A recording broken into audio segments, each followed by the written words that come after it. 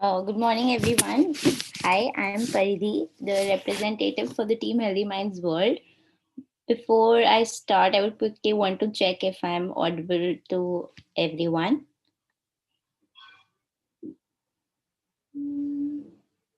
Okay, perfect. So, thank you and welcome back to our Sunday series for those of you who have been a part of our journey so far. And for those of you who are joining us today for the first time, I will start with a quick introduction about, just briefly take you guys through who we are, what we do, what we've been doing, and then move on to, our topic for today and then introduce our speaker for today. So Healthy Minds World was, started almost 8 to 9 months back, coinciding with the time when the lockdown came into being. And it was started by Vivek and Pallav, who had also been working together on the same project. And their conversations around that time, to understand the impact of the lockdown of the pandemic, not just on their work, on their personal front, but also on their on their psychology, or how their mental health was being challenged, kind of brought this realization that even though we are a part of we're living in a time where there are thankfully increased conversations as to how you can access help, or there are a lot of initiatives being taken to provide help, but so as to understand what exactly com- comprises, what positive mental health comprises of, is something which I think still requires a lot of understanding, especially for people who aren't from the who aren't from the background, who do not have the background, right? So the intention of starting Healthy Minds World was to provide a comprehensive understanding of the topic, so as people like me who, or or those of you who do not come from the psychological background, can also understand and work towards attaining positive mental well-being. So for the last 8 9 months, we have definitely been expanded. We have a team led by Khushbu of senior psychologists, counselors, therapists, as well as marketing professionals, and we've been working proactively through workshops, through webinars, through our through producing content in the form of blogs, in the form of social media content as well. We will be sharing the links to all of those, but the intention has been to provide a good understanding as to as to what positive mental health is, and what are the ways in which one can achieve them. And yes, so that briefly has been our journey so far. And our you know to sort of also quickly sum up, we've also been conducting webinars, not just on the academic side of psychology. We've also been conducting simple, easy to understand courses, so that people who aren't from the background can also understand. So to give you an example, we have a mixed bag. So we started off by conducting a series on the effects of COVID-19 on interpersonal relationships, followed by understanding your subconscious mind, to more academic focused ones such as psychotherapy, clinical psychology, forensic psychology, and a lot more. So yeah, if any of you were interested in going back to these courses, or are interested in knowing more about them, we will be sharing the links. You guys can feel free to check them out. On that note, I would then return to our session for today. And before that, for those of you who aren't aware, we had started the concept of Sunday series with a special topic, which was on making women's mental health a priority. And similar to what we are going to have today as well, but that was basically to understand, when it comes to a woman's life, what are the various challenges that she faces. And there's a lot of conversation about the physical challenges, about financial challenges, but again, what kind of psychological challenges that one goes through as part of our life is something which we wanted to bring more attention to. followed by the next series we did, which was on interpreting, or I would rather say decoding, various mental health disorders. So we understood from depression to anxiety to OCD. We had interesting conversations with various psychologists to understand what exactly are these disorders and how can one identify whether it's in self or in someone else we know. And coming to the new series that we're starting with, that we're kickstarting today, I would just want to briefly talk about why we've chosen this topic, and why we've also particularly starting off with the uh, particular topic for today. So, talking about men's mental health is again like, the reason why we started women's mental health was we felt because that was under discussed. But talking about men's mental health again is a wider challenge, and especially as I mentioned that Pallav and Vivek also had been having conversations, right? But how often do you come across guys willing to express their emotions or talk about how they're feeling, uh, how what talking about their mental well-being, right? And we wanted to overcome that stigma, especially in a society like ours, in a country like ours, where men and emotions uh, rarely go hand in hand. So with that, and we wanted to start off with a very important and a broader topic, which was about expectations and how does one manage it, especially if you're a male, right? Talking from the perspective, not perspective, but talking for a man's, talking about men in general. Expectations are something, be it in the professional space, be it in the personal space, there are several responsibilities that are levied upon them because of their gender. And definitely, as I have just mentioned, that emotions are something, expressing oneself is something which is again highly stereotyped in a society like ours. So how often do men actually come forward and speak about what they're going through, talk about asking for help or taking professional help? All of that is something that we want to understand through this series, that what are the ways in which we can uh, basically empower ourselves, understand, and overcome the criticism, the stereotype, and lead a positive mental health, lead a positive mental life. So, talking about, yeah, so basically, to understand all of these, today we have a very special guest.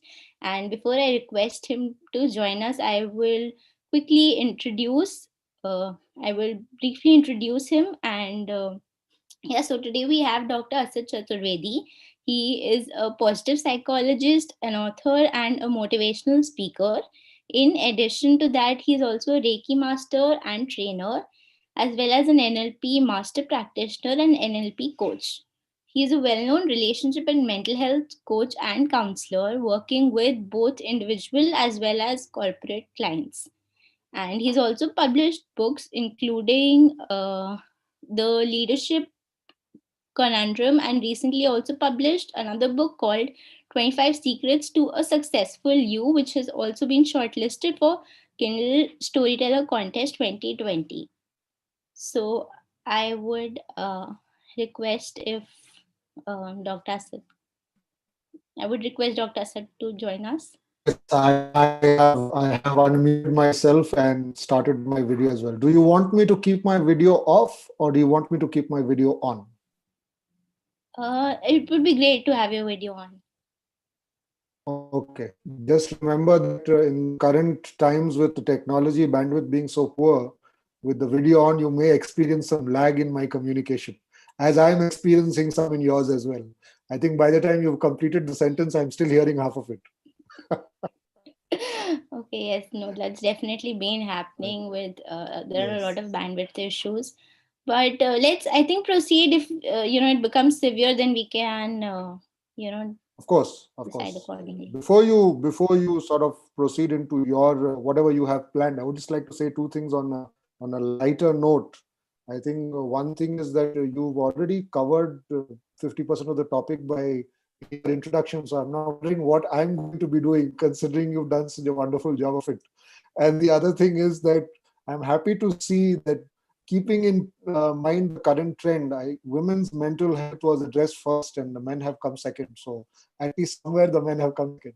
So that's very well done. Good. Kudos to you and your organization. Definitely. Thank you, Dr. Asad, for being on our panel today. It's great to have you to kickstart our series, on men's mental health, and we look forward to a great and enlightening session, understanding, especially with respect to a topic as expectations. Also, so just before I begin, I would quickly want to say that we have a set of questions that we would want to, discuss with you. And as for the participants, we have a Q&A section. So if and when there's a question, it would be great to, put it in the Q&A section rather than putting it in the chat, because it tends to get a little chaotic, and we have our wonderful panelists to help us navigate as well. And when a particular topic is being discussed and there's a relevant Q&A, we will pick it accordingly. Does that work?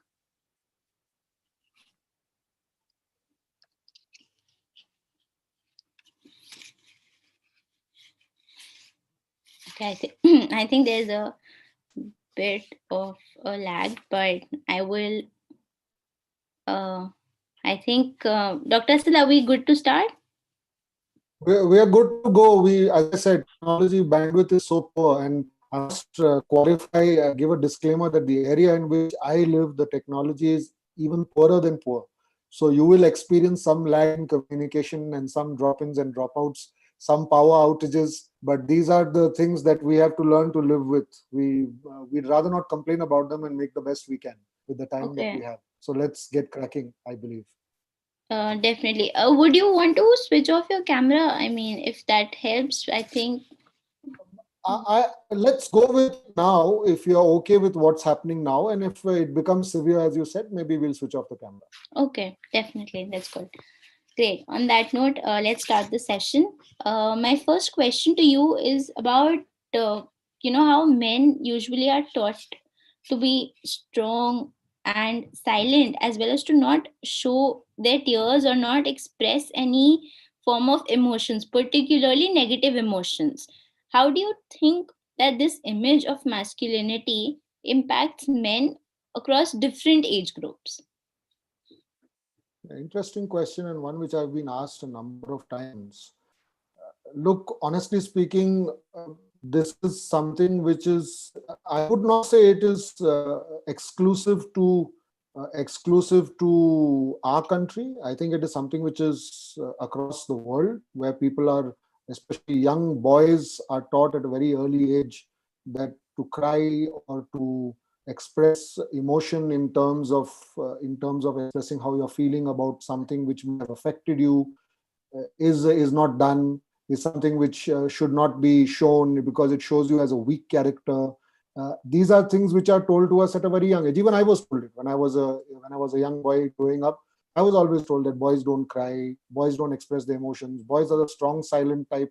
The Probably the kind of hero you read in a Mills and Boone novel, who comes in with tall, dark, and handsome, riding on a horse, sweeps the woman off her feet, and never betrays any emotions, can overcome all challenges in life without having any expression of emotion and so. But honestly speaking, I think this, first of all, let's clarify that this is a very incorrect way of bringing up any child, for that matter, because we are all created as human beings to have all kinds of emotions, and expression of emotion of tears or of sorrow or of something which is impacting us in a negative manner, or showing that we are weaker, doesn't make us any lesser a good human being or a strong person. I actually feel personally that a person who's able to express their emotions clearly is a stronger person than one who cannot. So that's my take on that. In terms of the age groups, now that's a very interesting piece. See, when you are young, when you are in the pre-adolescent age group or adolescent age group, or even your teenager, young adult kind of age group, you actually are the male influence in your household, whoever that may be, whether it's your father, your uncles, your brothers, your whoever that person may be, those are the people whom you sort of hero worship. So the psychological association is one of a hero worshipping kind of association, where you believe everything that they tell you. You believe that this my dad is my hero type of thing, and there's nothing wrong in that. I mean, that's a very good positive way of looking at your father or your uncles or your brothers or whoever it is.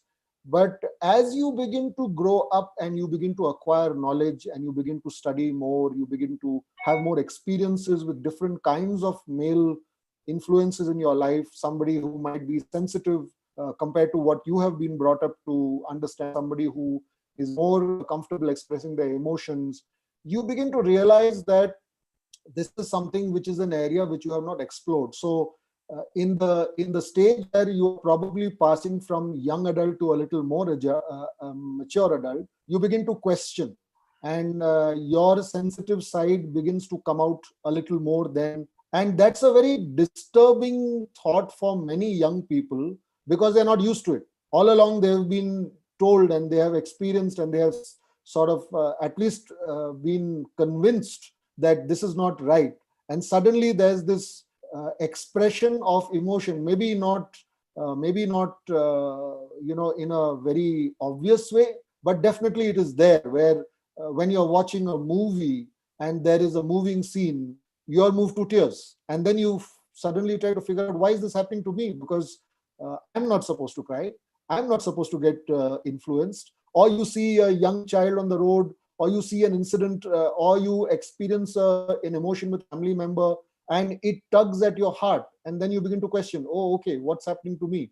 And as you probably come into the next stage of your life, where you're in your mid 30s or late 30s, you're coming to your 40s, you begin to experience this even more, because you're probably a father now, you have children at home, and you experience different emotions, and emotions which are of love, of emotions which are of softness, which are of showing your softer side, your more sensitive side.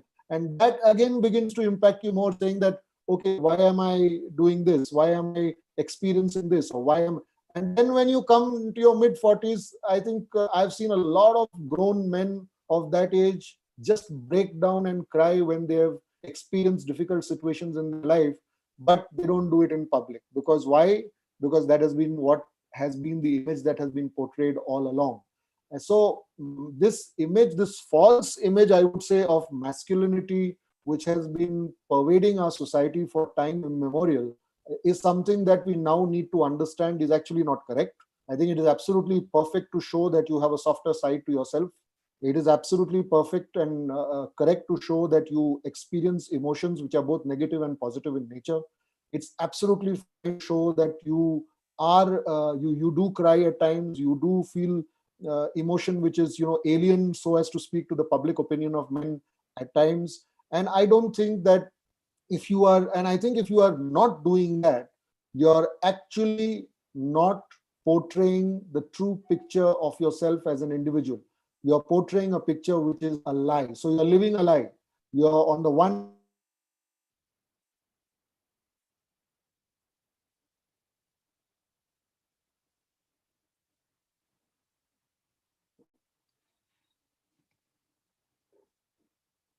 portraying you're trying to tell people that you are the strong type and etc. But honestly speaking, you're living a lie. And the sooner you realize that, the sooner you become comfortable with your emotions, the sooner you express more, the sooner you show the most sensitive side of yourself, the better your relationships will be, if you ask me personally. That would be my take on this very interesting question to start off with.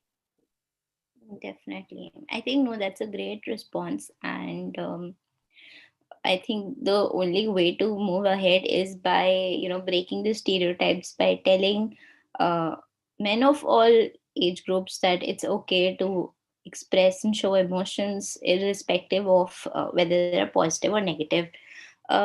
Great. On that note, I think moving on from emotions, talking about responsibilities.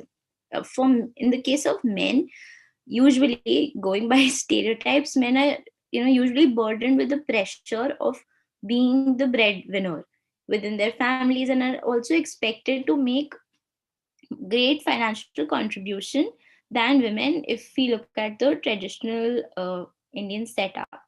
What impact do you think does this have on their mental health, and how can we overcome the same? Yeah, look, this is an sort of an evolving kind of scenario now. This is the question which, if we have to really answer this question, we dig back probably 30, 40 years back, or maybe even 70 years back post independence, and when the complete psychology or the complete structure of our society was very male dominated. And obviously, the roles were very clearly defined, where the man was the breadwinner and the woman was the person who was supposed to take care of the home. So whether they had one child or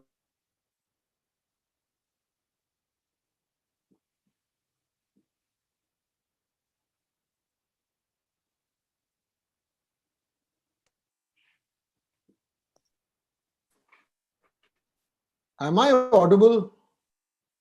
Yes, yes. I think you Okay, dropped okay. in between, but yeah, for most of it. I'm switching off the video to just make it a little more. I hope that's all right.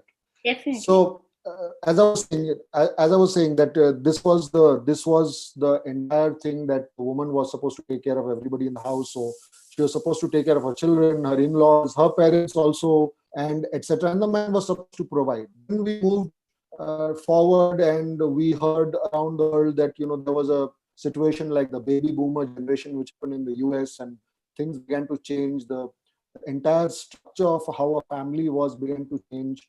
And in our country today, a joint family kind of system is completely dead. We are more a nuclear oriented kind of setup, where it's me, myself, my children, and probably one of the very unsettling phenomena that we are experiencing in our country today is that we are seeing a lot of increase in old age homes, where people are more comfortable putting their parents into an old age home because that's the way the system is.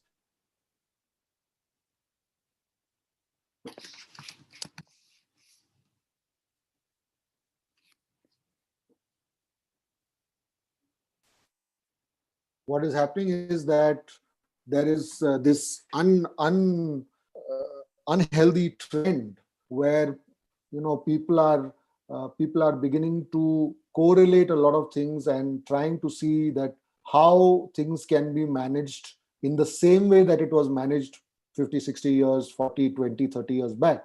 However, the reality is that the situation in life has changed completely. If you look at it all over the world, especially in our country today, I think that there is a huge movement of, and it could be so. Let me please, qualify and put in a disclaimer saying I'm not saying that this is a bad thing. I'm saying this is a very good thing, where there is a huge opportunity for women to grow in their careers, and there's a lot of equality which is coming in terms of the kind of roles that women are playing in the corporate world, the kind of pay that they are getting. Yes, there's a long way to go. Most women might say, but doctor, there's a long way to go, and I agree, there is a long way to go. And if you look at the sporting arena itself, there are still these tennis tournaments where women are paid less than men, but then a few of them have started paying the same amount. So there is a long way to go, but there is an equal opportunity arising, and there's, in this scenario, the opportunity for men to grow at the same pace is actually reducing. So what is happening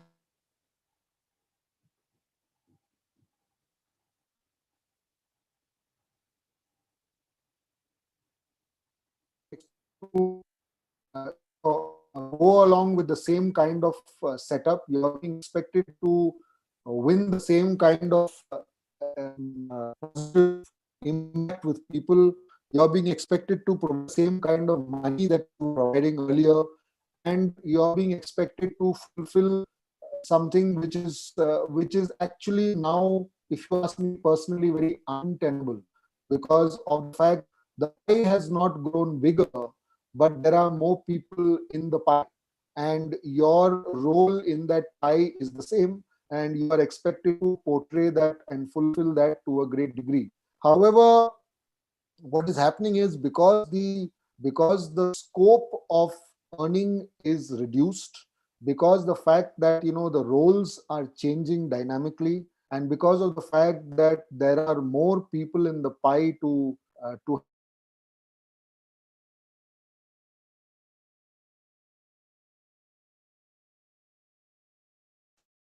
be able to fulfill this role of being the sole breadwinner and create a system where an ecosystem whereby they took care of all the expenses and they took care of all the things that had to be taken care of.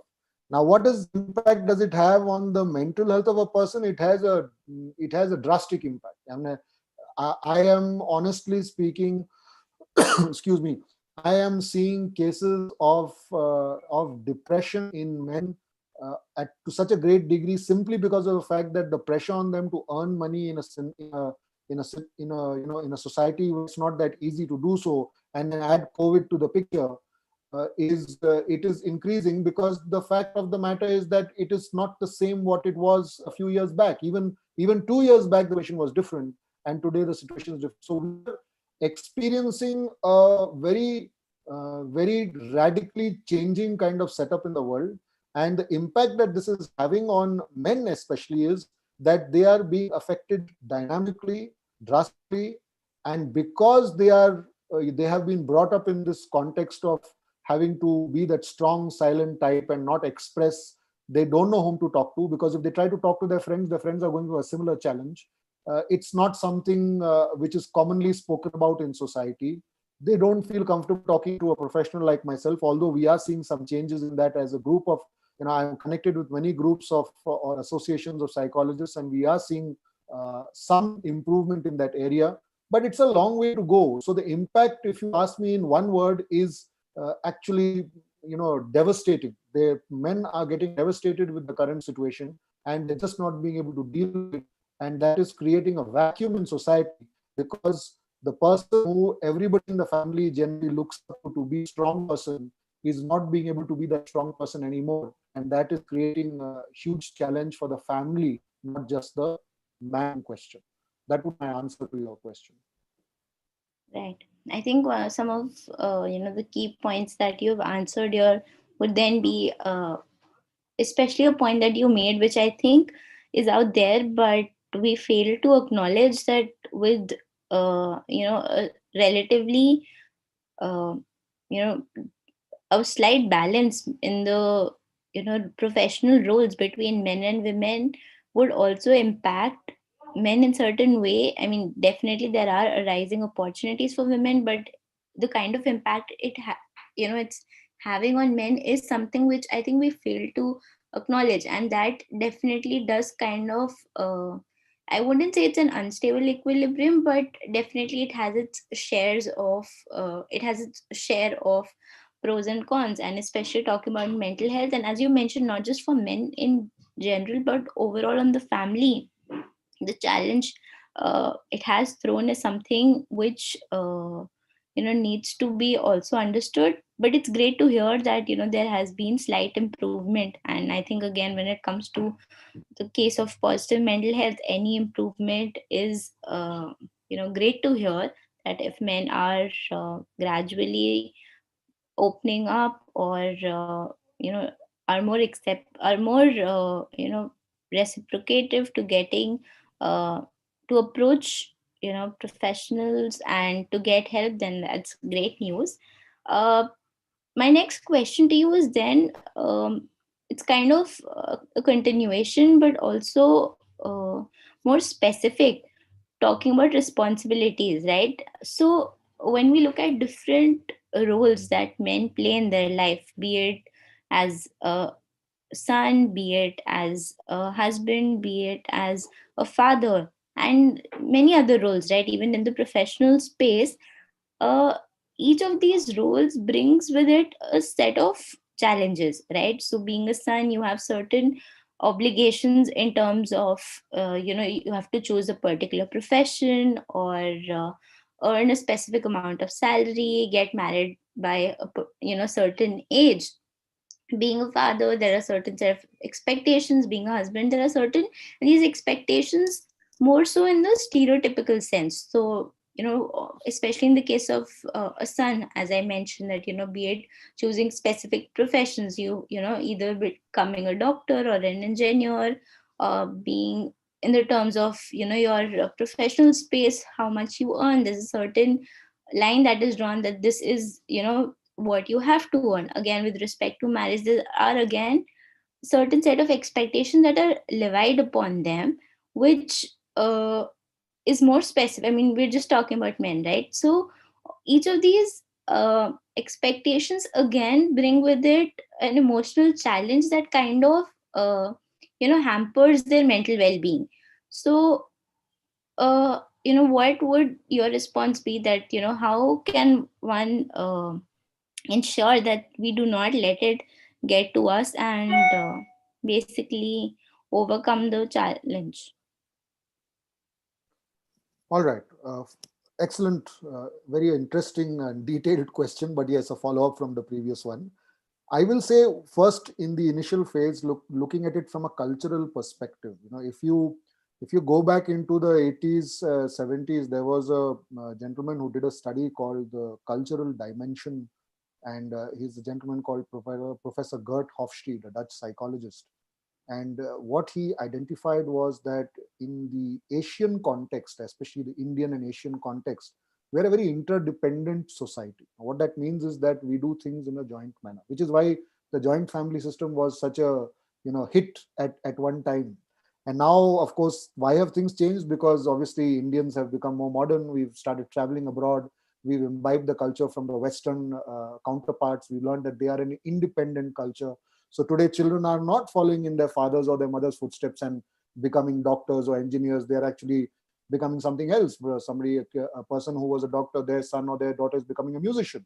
So we are seeing those changes. So the cultural dimension of this interdependence is what actually created the challenge, where you are expected to contribute a certain amount of money to your household. Whether now how you do it and what is the means that you use to do it, or that is actually immaterial. You are supposed to get married by a certain age, and in fact even the old grandmothers would come and tell you, so you've been married 3 years, and then they would laughingly say, when is the kid coming along, etc., etc., etc. So these kind of pressures are to say it very point blank, these kind of pressures have existed, they are existing, and they're very damaging to a person's psyche.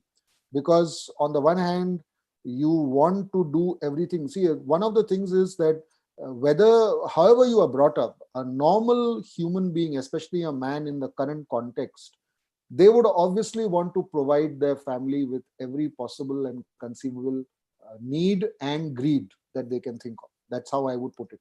I don't think any man or even any woman for that matter would not want their family to experience a good lifestyle. So now when that is put into context of how the scenario is changing and how the pressures are there in terms of being able to earn a certain amount of money or get married at a certain age, etc., etc., etc., what is happening is this is leading to a lot of self-doubt. So if let us say a particular colleague or a friend of yours is able to earn say 50,000 rupees in a month, and you are able to earn only 35,000 rupees in a month, and a question is asked on that front, that why can't you increase your earning, or why can't you take up a different job?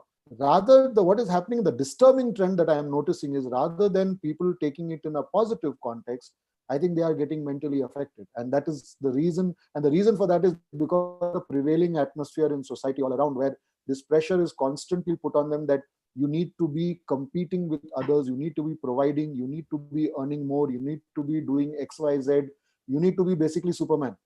And it is wrong for either sex. You cannot pressurize somebody to be Superman or Superwoman or Wonder Woman. I mean, the new movie of Wonder Woman is going to launch in December. I just read this morning, in theaters, and again that will spiral a whole different thinking in society, that if Gal Gadot can be Wonder Woman, then why can't I? But that's not real. That's a figment of imagination. That's somebody's imagination which they are creating and putting across. So the the relationships are getting impacted in the family, between not just husband wife, but between man and parents, between man and children, between man and friends, between man and relatives, simply because of the fact that it is very difficult today to be able to fulfill all these expectations. It was difficult earlier as well. Let me be very clear about that. It's just that it was swept under the carpet. It is more evident now. And on a lighter side, people say, don't have expectations from anybody, you'll always be disappointed. So if you don't want to be disappointed, don't have expectations. But the point is that this is damaging men in a very bad way. Because look, Um, and I'm going to say something here which I don't want anybody to misconstrue as something that I'm trying to be more partial towards men. But I do feel that men's mental health has been, as you have correctly pointed out in the beginning, has been neglected for far too long. The pressure on men is much too much than they can, and they don't have the bandwidth to take it. Actually, if you ask me, women are the stronger sex. They are much stronger. They are much stronger in every way. And I'm not one of those people who's going to stand on a terrace and beat a drum saying women are superior to men. Nobody is superior to anybody. Let me be very clear about that.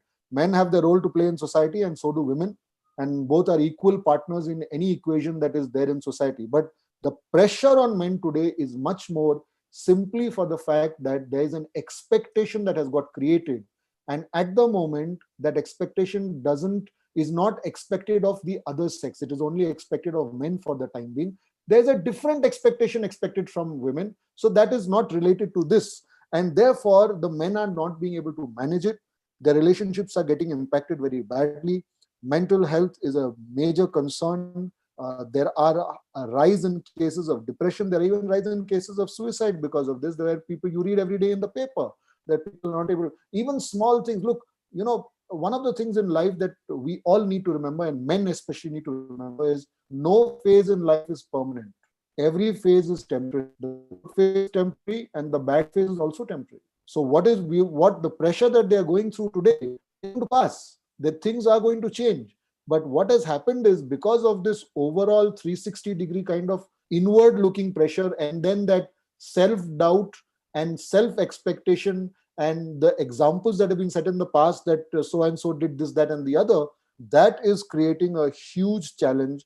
And mental health is therefore becoming, what we are seeing, as you have pointed out already, is that more and more men are succumbing to this. So this is how it is, that the roles that they have to play as husband, as son, as brother, as as father, as grandfather, as friend, as colleague, they are all, it's not just the family relationships, it's the professional relationships also that are getting challenged.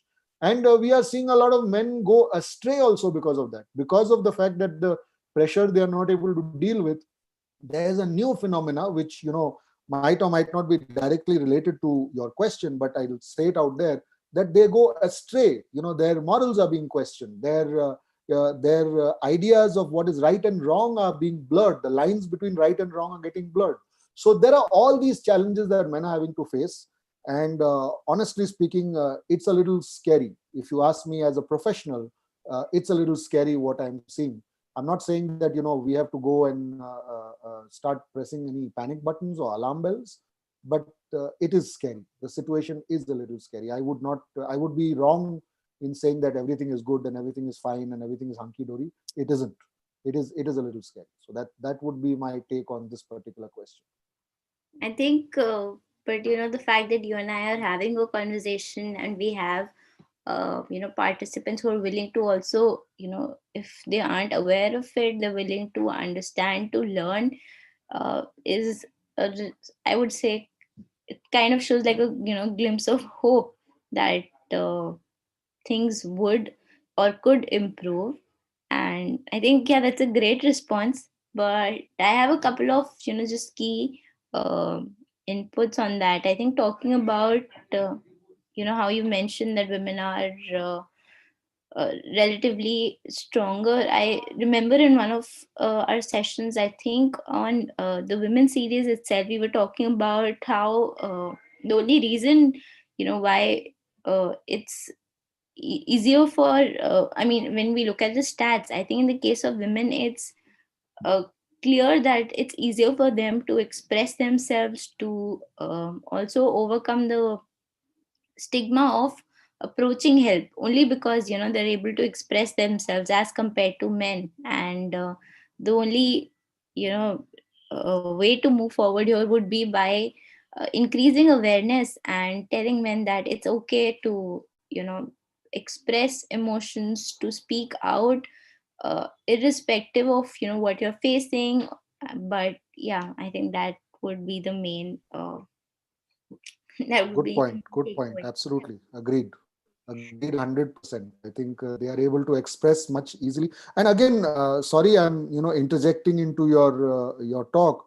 It's because of the way that the society has been structured. It just takes a little bit of a change. So, for example, I'll give you an example. In our family, I am an only child, and my wife and I have one son who's a teenager. He's encouraged to express himself as much as he wants. He has been told very clearly there is nothing wrong in expressing yourself in any way that you feel comfortable. So he is, for a teenager, a very sensitive child who is constantly concerned not just about his own family but about other people around him, which is very rare in a male child of that age. The reason is, and I'm not saying it to sort of say that my wife and I are doing an excellent job, it's just that the reason is we are allowing him to express himself, and we are not putting down preset notions on him saying that you have to be strong, you should not cry, you should not do this, you should not do that. So what is going to happen as he grows up, this is not going to be an alien concept to him because he's already used to it. So when he grows up, he'll be a better balanced individual who will be able to deal with his emotional side of his character, simply because that's how he's been brought up. And if more and more men especially can induce this or can impress this upon their families, I think the situation will automatically get corrected. Definitely. I mean, that's great to know, and I genuinely hope that there are more families out there who adopt this practice and go by it. On that note, I'm gonna now jump to the next question, which is a continuation to a bit of what we were discussing earlier about uh, the different roles that men play, right? And and as I had mentioned, that there was one specific to a particular timeline when it comes to them getting married. So I think this is more like a conjecture, but more and more Asian men are choosing to delay the age of getting married. And yeah, basically my question then is, do you think there is any psychological association to this? Yes, I think there is definitely. I mean, I will not be blasé and say that I have my exact finger pointed on it. What is the psychological association? But I will definitely say that there is. My best, estimation of this is that there's a simple philosophy behind this, that men are thinking that it's just not worth it. I mean, uh, look at this. I am living the life. I'm earning enough money to keep myself reasonably well sustained. I'm able to take care of my parents if my parents are in the same city as me, or maybe if my parents are not and they have their own resources of income, then I don't need to bother about them. And my sister or my brother or whoever is also well settled. So why do I want to bring another party into the picture? Divide my time of being comfortable. So when I look at my friends who are married, I see that they are always sad. I see that they are always under pressure. When I say sad, I don't mean that they're sad in their relationship. That they're under pressure. They're always worrying when the next promotion will happen, how much they are sitting with the calculator at the end of the year to see how much more money will come in, and therefore what new house can be bought, or what new car can be bought, or what new adjustments can be made to the family living lifestyle, which holiday can be gone upon. Why would I want to do that? I have enough money to do that anyways, and I don't need to share. Friends, I have enough friends. And there's, if you're making friends is very easy. And then there's always Tinder. If I want to date someone, I can get on Tinder and I can date someone who is, or they can match me up with somebody who suits my kind of lifestyle, my kind of thinking. So why would I really want to bring in this rather difficult kind of association into my life, which it seems to me it brings all the challenges of life all the time. Now, is this thinking correct? Definitely not. It is not correct. That would be a very, it's a very myopic way of thinking, because you can't live your life alone. Tomorrow, today you're in your 20s or your early 30s, or maybe even your late 30s, thinking, oh, maybe I can get married when I'm 50. I'll give you an example I'll give you a personal example. My aunt got married. Of course, she's now 82, but she got married at the age of 47, which was very, very late for her generation. And she was a person who traveled the world from the age of 17. She left her home when she was 17 years old. Very radical thinker.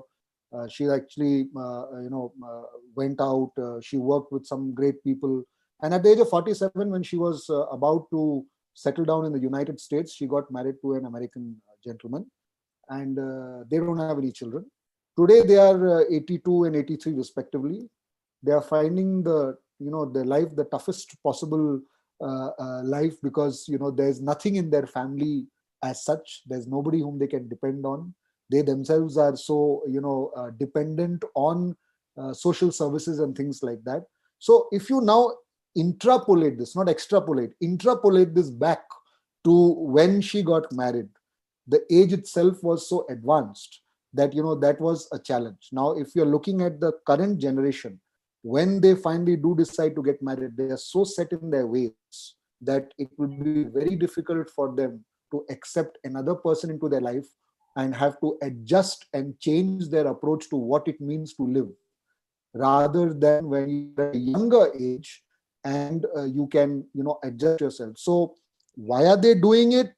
Honestly speaking, there are any number of reasons. There's financial freedom, there's emotional freedom, if you want to call it that. There's the ability to live your life the way you want to without anybody questioning you, or there's no time limit on what you do.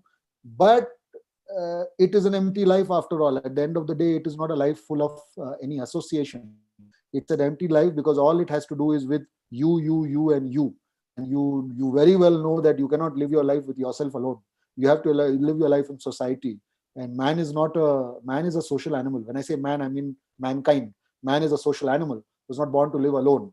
So people are postponing their choices to get married simply because of the fact that they want to live this sort of stress-free life, if I can call it that, for some more time. But when they do get married at a later stage, they realize the stress is always there. Stress is a part of life. It will not go away. It is going to manifest itself in different forms. So the psychological association, if you ask me, pinpoint my finger on it, I really can't give you a definite answer. But my best estimate is this, that the association is that I get more time to do what I want. I am able to spend more time with myself. Me time, as a lot of psychologists keep telling people, you should have me time and we time and they time and this time and that time.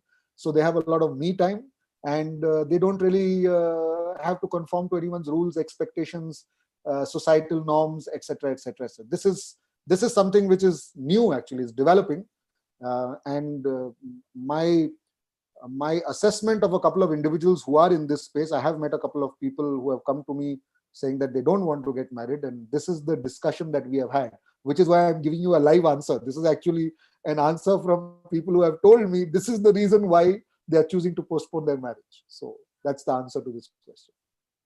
Interesting.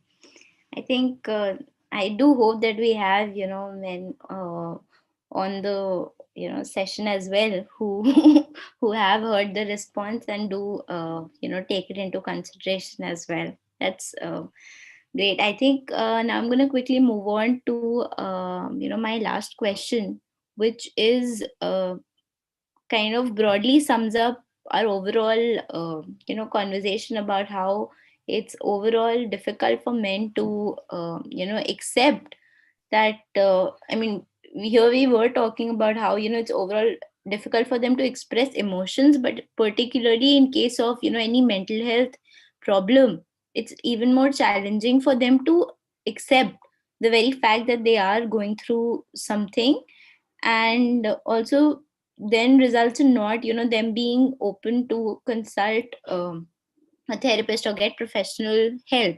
So do you think it's correlated if we look at the suicide rates in men, and it could be helped and reduced if they are a lot more if they are basically taught to accept, and they're allowed to express themselves and seek help without the without any judgment?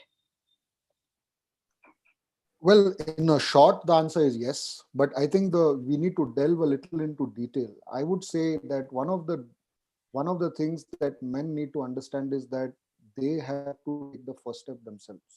So the question men would need to ask themselves is, what is stopping them from expressing themselves? Is it only societal pressure?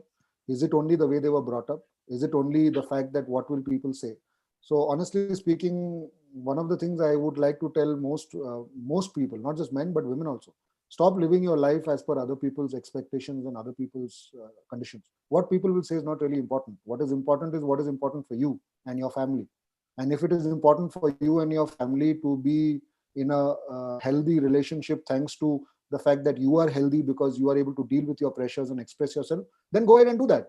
And if somebody tells you that what's wrong with you, why are you going to a professional, I think that person should be cut away from your life immediately, because that person is baggage in your life, is bringing you down, doesn't have your best interest at heart, and is only proving to be a negative minded person themselves. So my advice to most men would be that, forget about what other people think, do what is right for you, whatever it may be. If you don't need to go to see a professional, great. I mean, honestly speaking, I would say that the less people need to see a professional, even though that means less income for the professionals, but it's better for the society. And I'm happy that the society is doing better than I'm earning money. Honestly speaking, sometimes I actually think I'm earning money because of other people's problems, which is not a very healthy thing. When you sleep at night, you think about it. Oh, because people are having problem, my मेरा चूल्हा चल रहा है. That's, that's not something which is very pleasant. But on a lighter note, I think people should just learn to understand that expression is a part of life. When you go to work, don't you express yourself? When you meet your friends, don't you express yourself? So then what is the problem in expressing yourself to a person who can help you with these seemingly insurmountable challenges, which are actually just require some minor adjustment in thinking. They require some openness on your part. They require some emotional expression, and they require the fact that you need to be honest with a stranger. That's about it, who will anyway sign a confidentiality contract with you, saying that whatever you discuss with me, it's not going to go out of the room or out of the discussion forum. So all that they need to do is do that. And if they would, I completely say yes, there would be a lot of reduction in cases of depression, of suicide, of people giving up without and it's really, it's really disturbing to see the way things are unfolding, where people are just giving up without actually even wanting to go through or to try to find a logical solution to their challenges. So yes, they would, and they should, and it will. This is my answer. Right. I think we have a couple of responses to that, which again is kind of a sum up of what our overall conversation is, that society and culture in, in general, sorry, is the blocker, as you mentioned, that what Yes, blocks yes, them. yes. So yeah, overall, I think increased conversations and telling men by teaching. I think you've shared a wonderful example of how you haven't set any preconceived notions, preset notions, especially in the case of your son. I think more examples there would definitely be the way forward if you're looking at a positive change. I have a question from one of the participants, which is they want your take on NCRB's latest report on suicide of men, which says that it's three times more than women, and 32% is only because of family problems due to false cases such such as 498A, DV, and so on, which are more of gender-based laws and mostly in the favor of women. So what is your take on this? First of all, my take is that the gentleman or gentle lady, whoever has asked the question, is an anonymous attendee. That itself should tell you so many things about the fact that the person is not willing to reveal who they are because of the way society is structured. Very interesting. However, look, I mean, I honestly speaking, I don't read too much into these things. Look, people could stand up and say society was in favor of men for so long. So what's the big deal?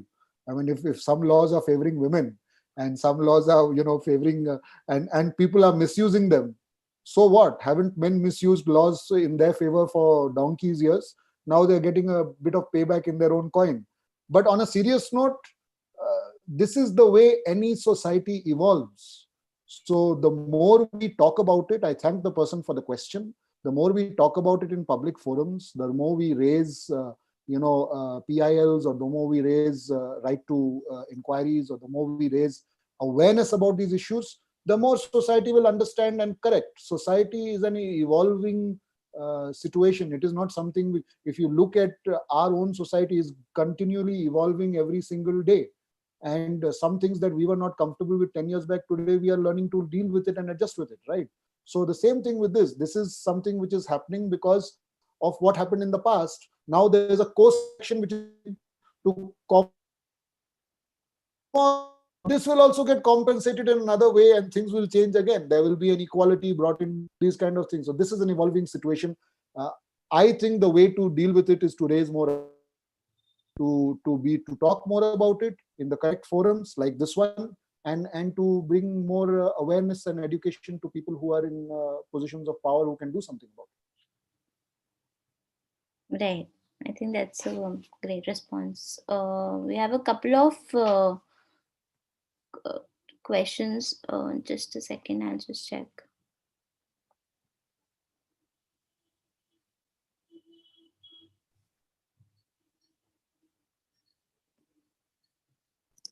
A quick question. I think this is with respect to positive psychology. And do you think it can help in this sort of crisis?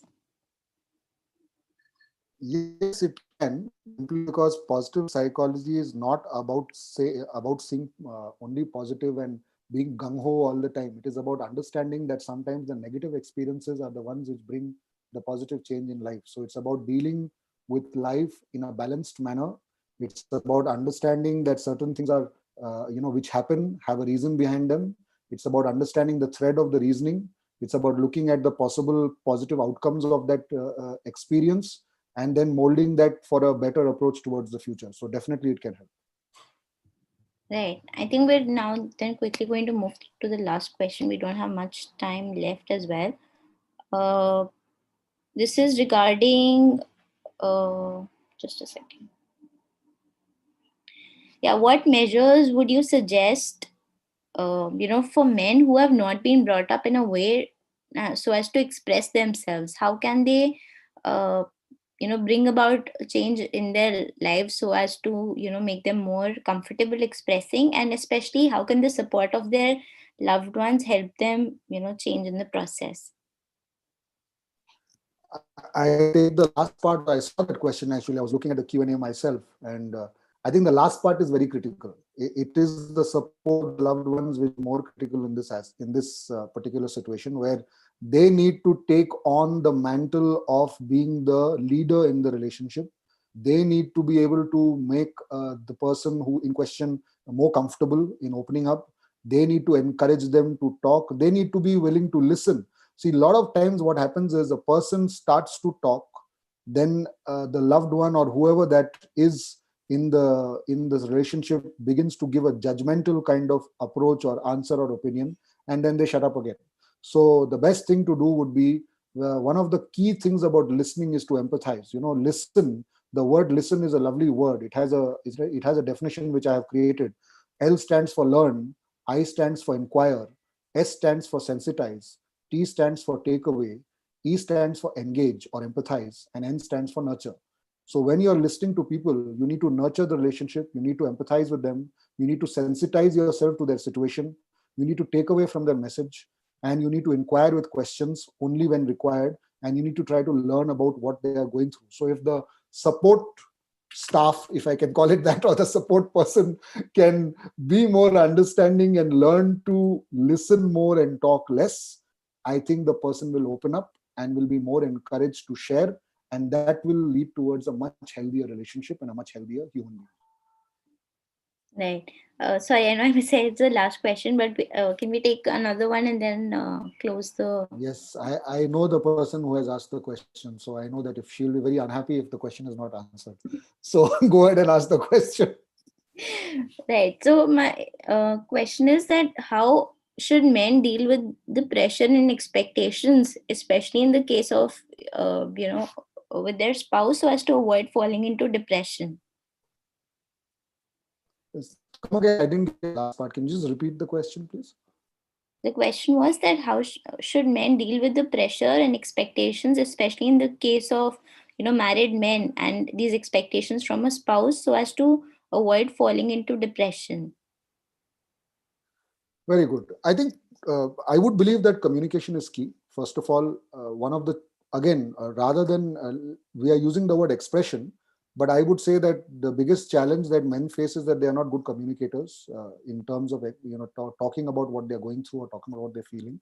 And because they're not able to talk about what they're going through or talk about what they're feeling with whoever it is, whether it is their spouse or any person or a professional, that is what leads to these challenges. So number one step on the road to recovery, if I could call it that, would be to start communicating about the challenges that you are facing, to start expressing in terms of what it is that you are going through, not just expressing your emotion, but outlining and detailing the challenges that you are facing, because many times the spouse doesn't isn't is not even aware of what you are going through, because for them it is an alien concept.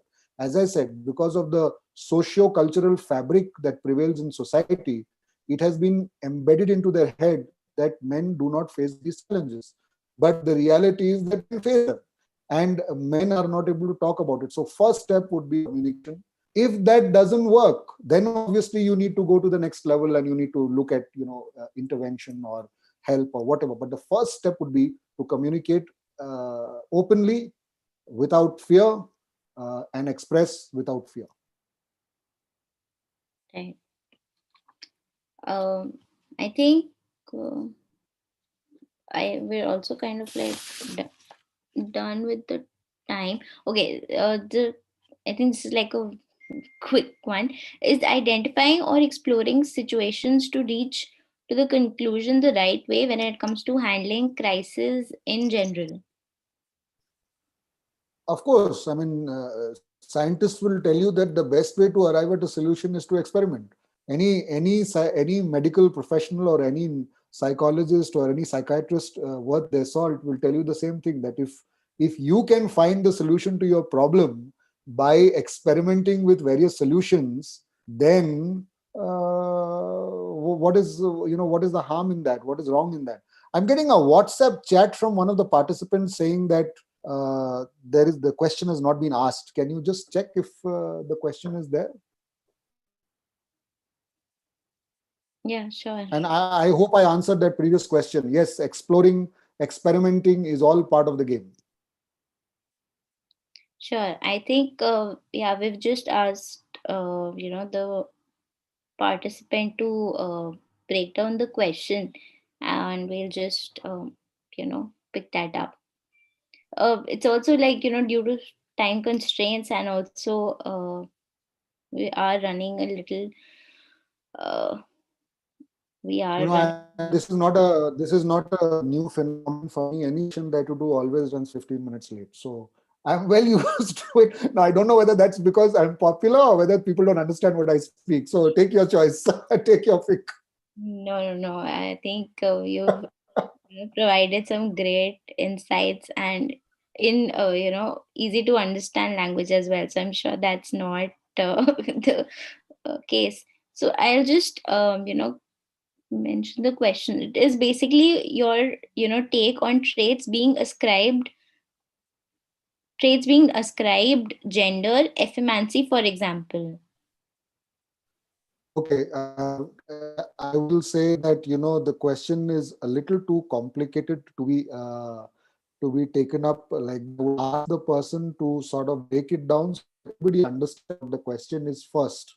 Then I will answer it, because it's a little advanced for everybody to be able to come in on this. So maybe I could ask the participant to ask it in a simpler way. I think Vivek has already asked the person to ask the question in a simple way. So maybe we can have that and then we'll take it. Definitely.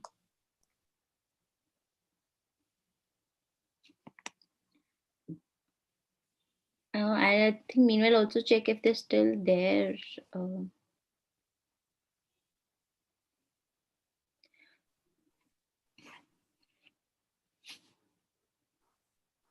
I think they're not responsive, so we.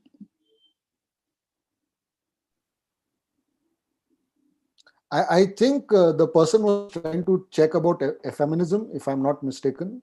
But I couldn't, as I said, I think the question needs to be asked in a little more, simpler manner, so that because I can answer the question, but it should it should be, such that people will be able to understand. And I think she has said that she will ask me directly later. Yeah, I So that's think fine. Yeah, that's fine. perfect, perfect. So I think on that note, we will not be able to take any more questions because as it is, run past the closing time. For any more queries, we have shared the links to our, to ways to reach out to us. Please do share them. We will, get in touch with Dr. Asad and get back to you. But we would also want to, take this moment to quickly, sum up that we've had a great session with Dr. Asad. He has shared some wonderful insights, and I don't think we could have had a better start to this series than the one we've had today. So, thank you, Dr. Asad, for being with us today and giving us such wonderful information and overall sharing uh, all of the information that you've given. I think in general, if we do adopt this practice on a larger scale, I think uh, we can hope for a better future. Can you hear? Yes, I hope that would be that would be the way that we would take it forward. I would also appreciate you, Kushbu, who has been in touch with me for quite a while now, your other colleagues, panelists, and all the participants, and quite a number of participants for a lot of questions. Very happy to answer. And I hope that I have been able to answer at least some queries. So thank you so much for this time as well. Thank you, thank you, thank you, everyone, and we will see you all next week with a new topic. Have a great Sunday and bye. You too. Thank you. Thank you.